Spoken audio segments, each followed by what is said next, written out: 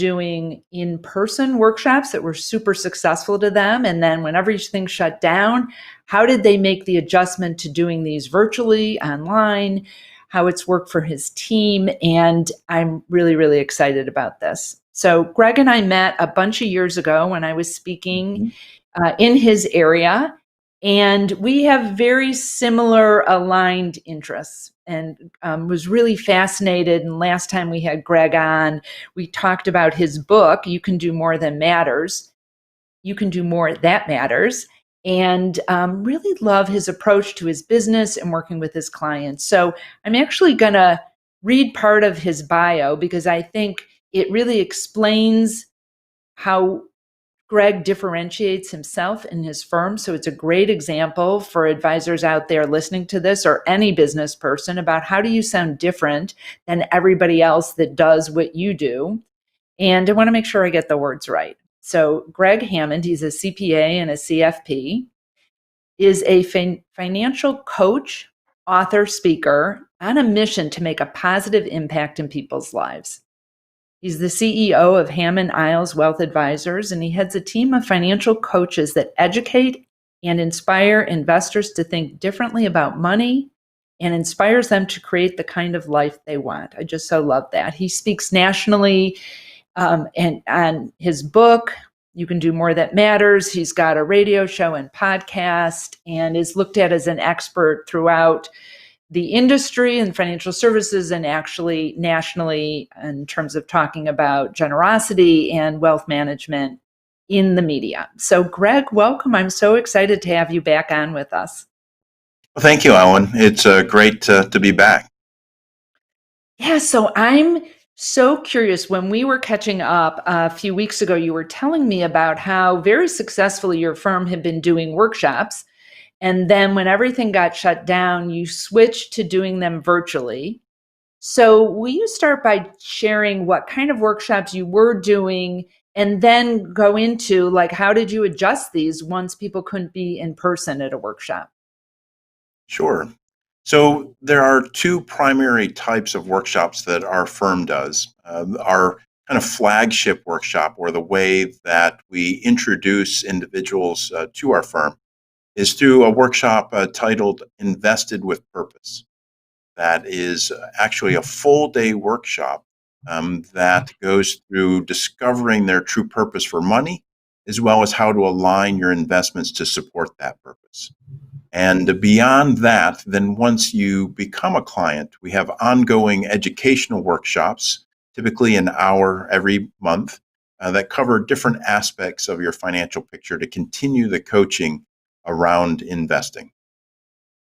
And for us, it was a challenge. We started out certainly all in person, and then quickly had to shift that. We did have an initial foray into kind of virtual broadcasting, so to speak, of our workshops, just because we do have clients in 31 states. So it was important to try to get that information to individuals. But it was primarily just a stream of a live workshop rather than a true virtual workshop like we're doing today. So you had this full day workshop, and now how are you structuring it in terms of, is it still one full day? Have you broken it out into different sections? How is it being delivered now?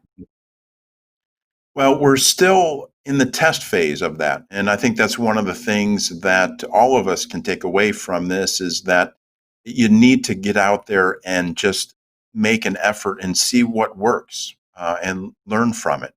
As I mentioned, it's typically 5 to 6 hours in length.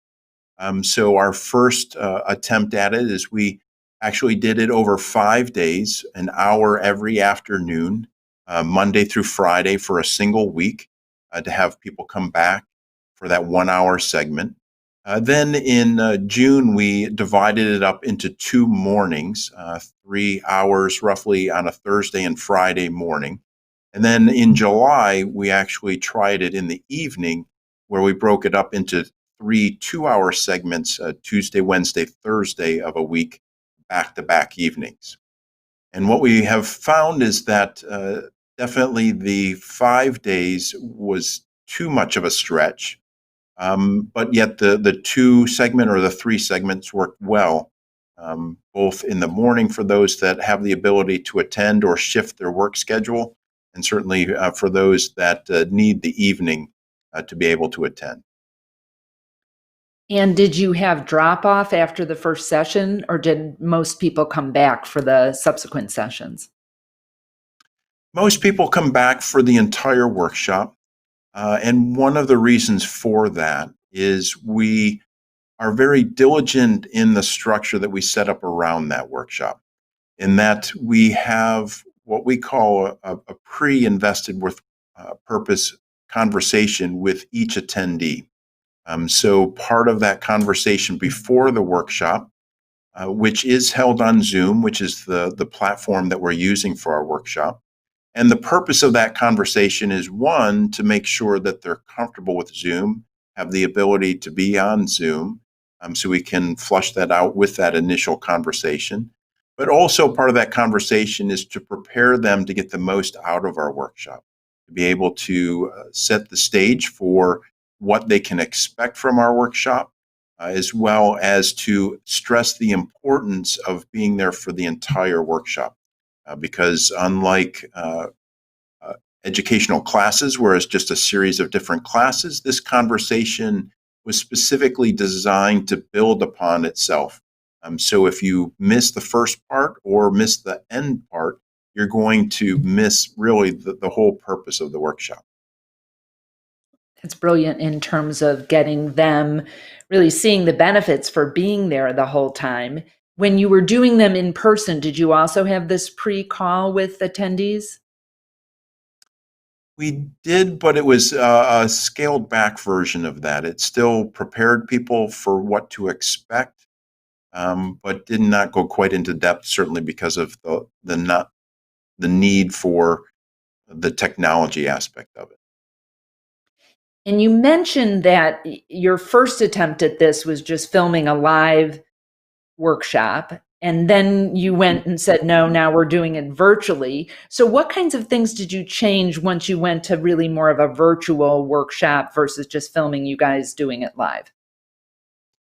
Well, when we started out attempting to film it live, it was really kind of bare bones. The way that we were streaming it was through Zoom, but it was through the camera on the laptop that the presenter was using for the workshop. So certainly some challenges with that around sound, as well as uh, just remembering to stay in the camera zone. We have some of my colleagues and I that you would start talking to somebody who's there in person, you kind of wander off camera.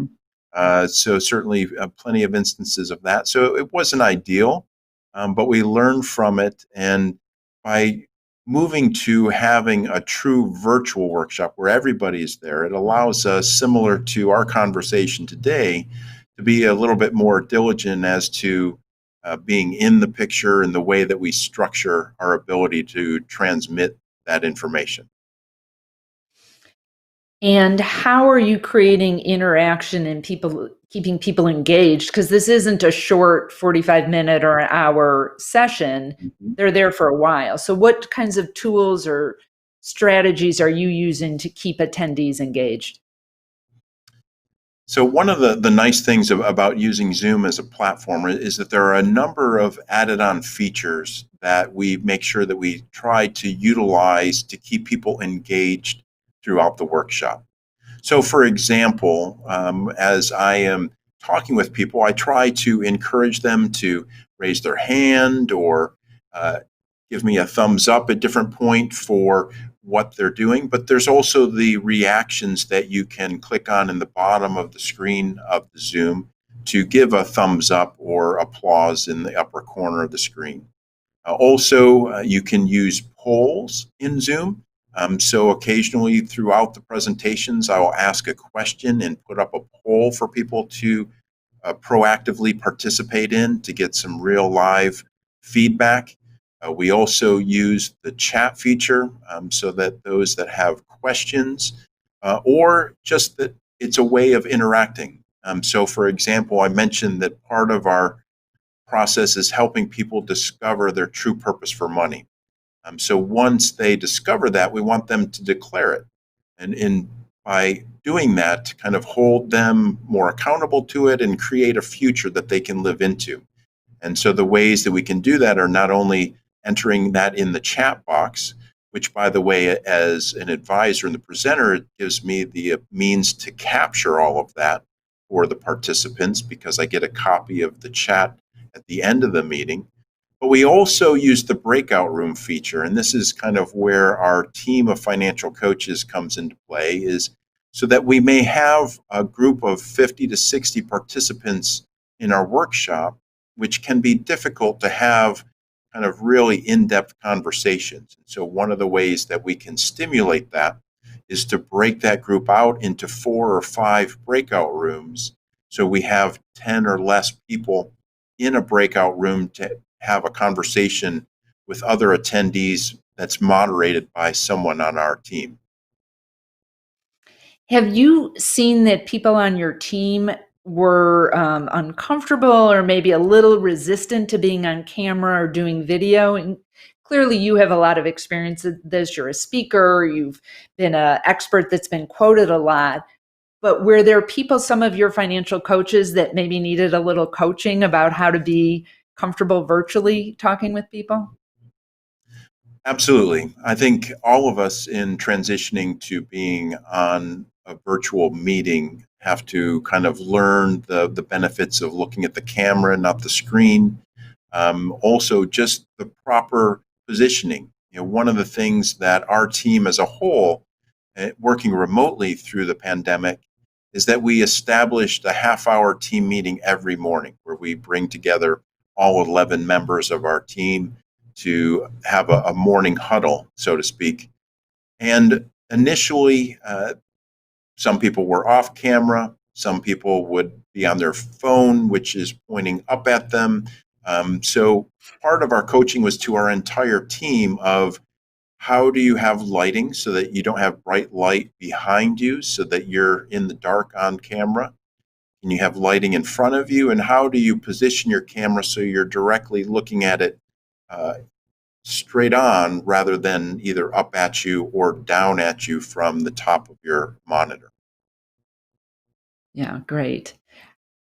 Okay, so we've talked some about the technology and some about how you've shifted. I know a big question is how do you get people to show up at your workshops? I mean, 50 to 60 people is a lot of people, especially to commit that much time. How are you sourcing attendees for these workshops?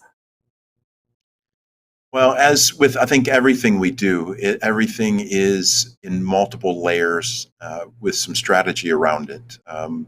The first is certainly referrals or having people recommend the workshop to others.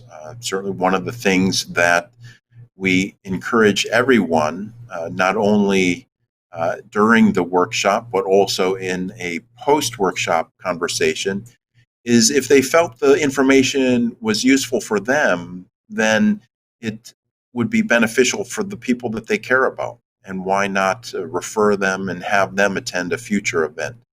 I think that's one of the added benefits of a virtual event is it's a little bit of an easier ask for a client to ask someone to join because they're not coming right into an in-person meeting or even an in-person workshop where they feel a little bit intimidated by that. This pro inviting people. I think that one of the things that is beneficial that we have done this year, it's kind of ironic that this is probably the first year where we mapped out the entire year of our events ahead of time, just in time for it to kind of get ripped up and put to waste by the pandemic and having to pivot on it.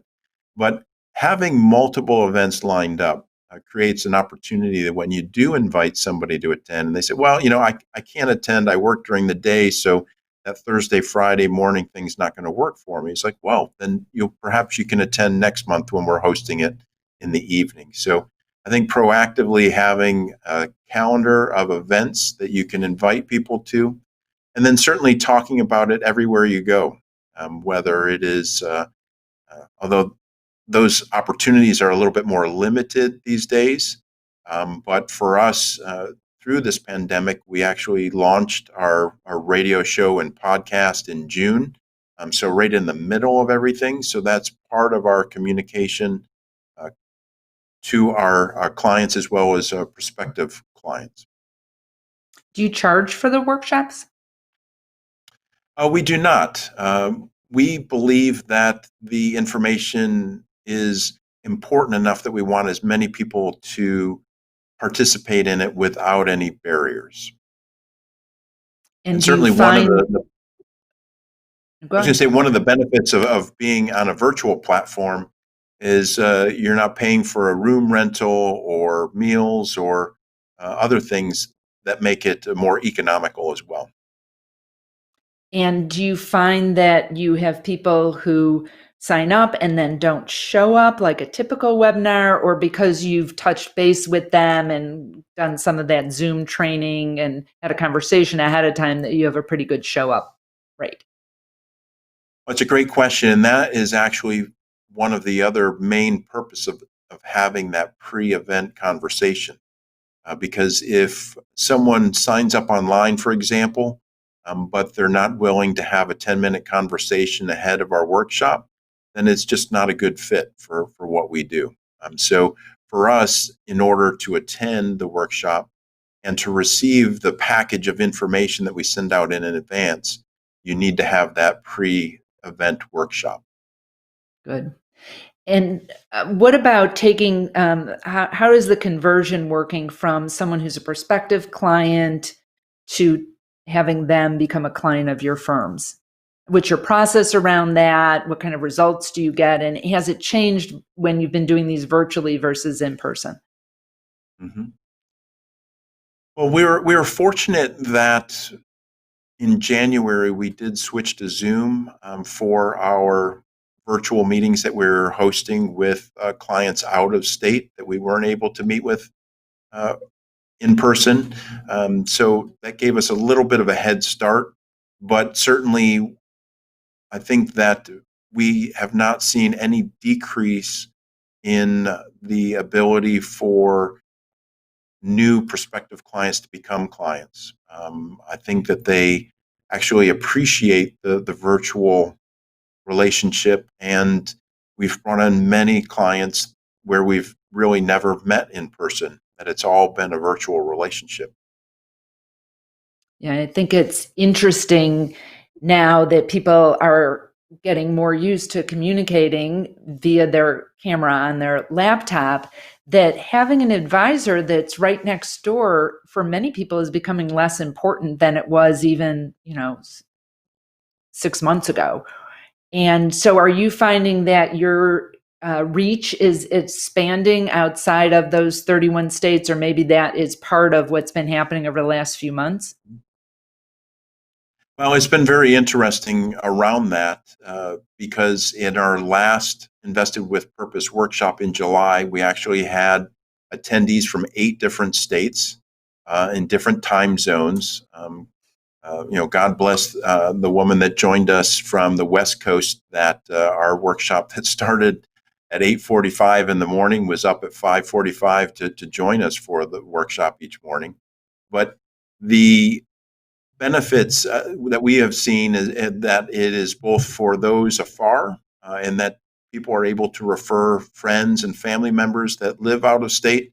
But we're also seeing a lot of benefits that as people embrace Zoom, even here locally, that people are finding, well, gee, now I can actually have a meeting or a conversation with you and I can cut away the 15, 20, or 30-minute commute time that I had to your office and back. So I think people Yeah. are enjoying having that commuting time back.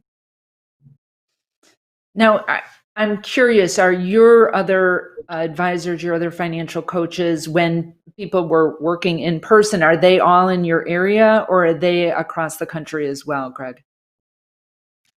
Well, we have offices in Vermont, Connecticut, and Virginia. So we do have remote advisors that are in service clients in multiple states, as well as those that we have across the country beyond our offices.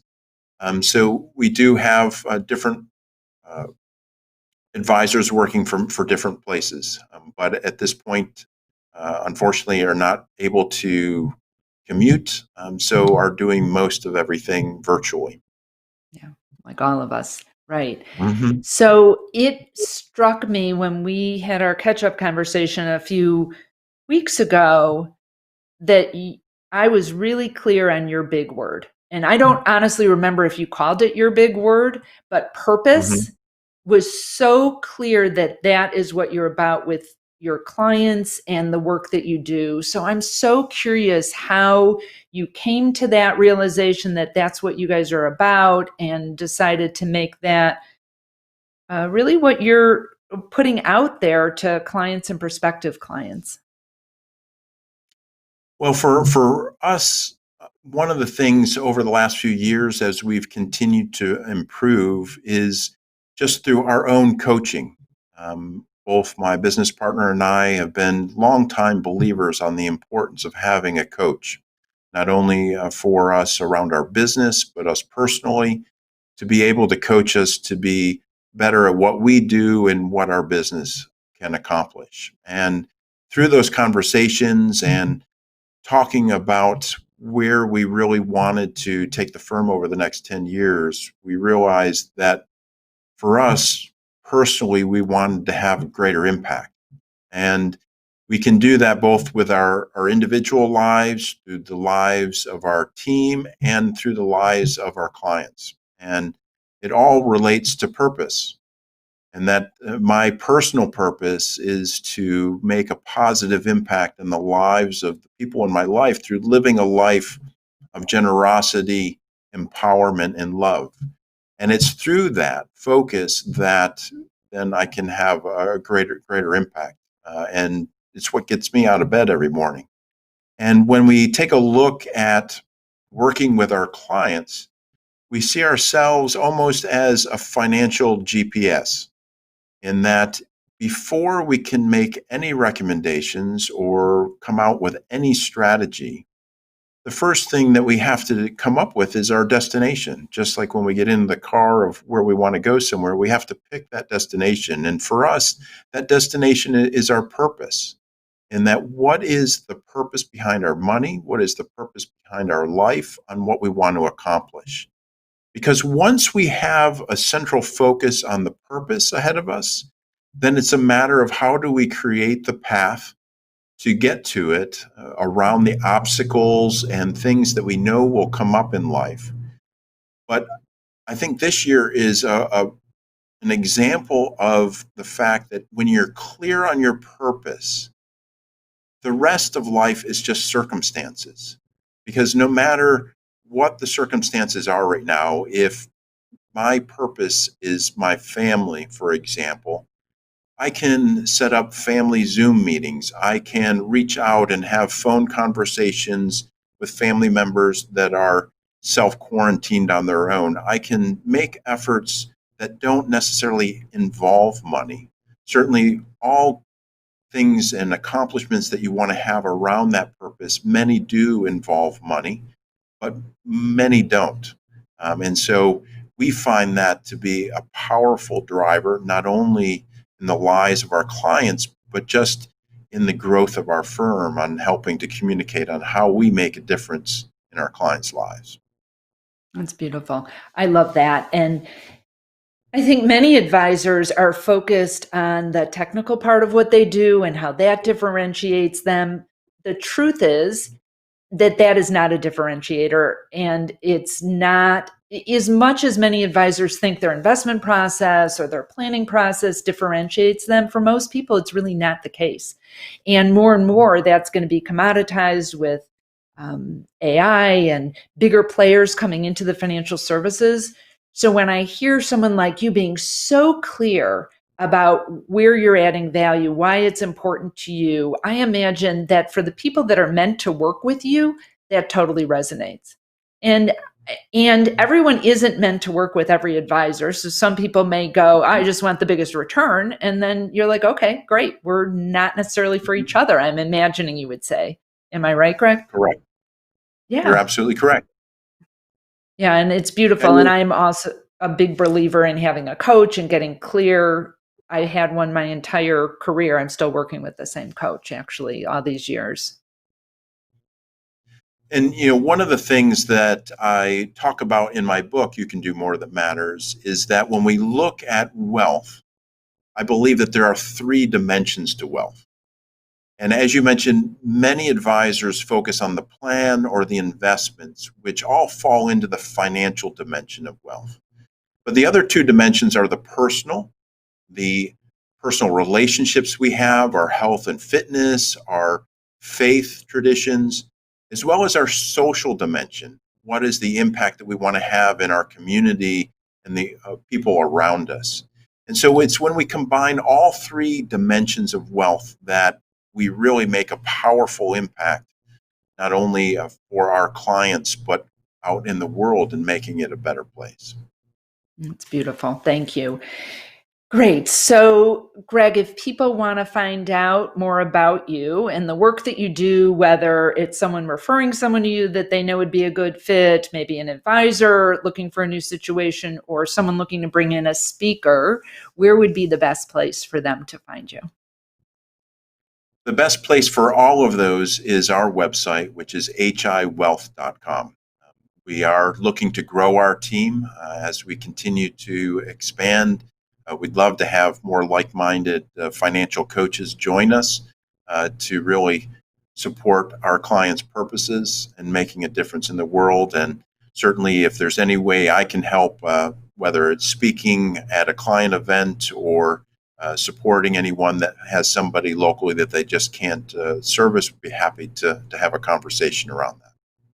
That's beautiful. Thank you. And just a reminder that you can get it on Amazon, probably a link through your website also. Greg's book is great. I've referred it. As we talked about when we had a podcast earlier, it's You Can Do More Than Matters. It's really a beautiful book and important, I think, for all advisors and individual clients. It's not necessarily, if I remember correctly, it's not written specifically for advisors, but as an advisor, you're going to learn so much from this book. So it's one of my Correct. favorites.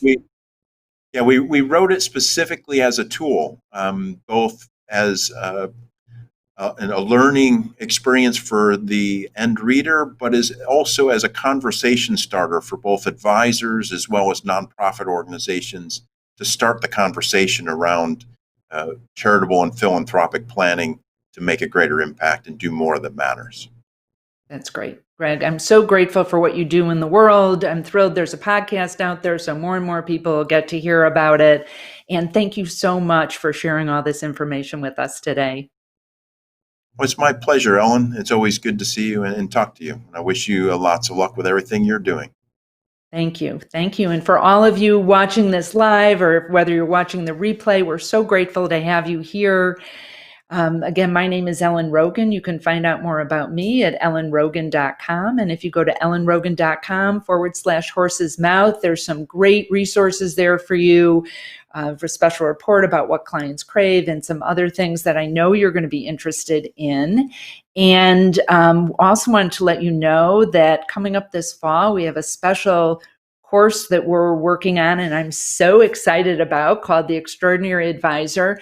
And Greg really didn't even know much about this, but some of the things he was talking about are things we're going to cover. Like, how do you get really clear on what work you do matters?